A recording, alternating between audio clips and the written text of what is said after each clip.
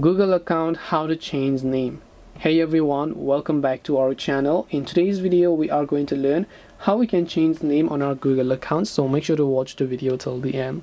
Now, changing the name on your Google account is going to change the name on all of the Google apps and services as a whole, such as maybe your YouTube account, not channel, YouTube account, and your Google account, your Gmail account. Your name is going to get changed everywhere because that is the base from where your name and username comes from.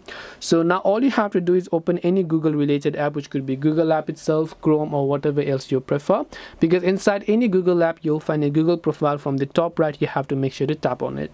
As you've done that, you have to tap the option called manage your Google account. Since we're trying to change our name, the option is going to be inside the personal info button.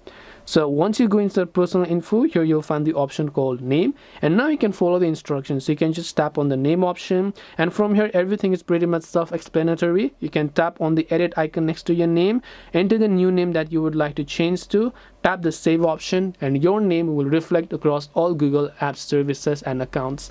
And this way you can go ahead and then change name on Google account. And also keep in mind, it may take a while to reflect the changes. If you have any questions, feel free to leave them down. Thank you for watching and see you in the next video.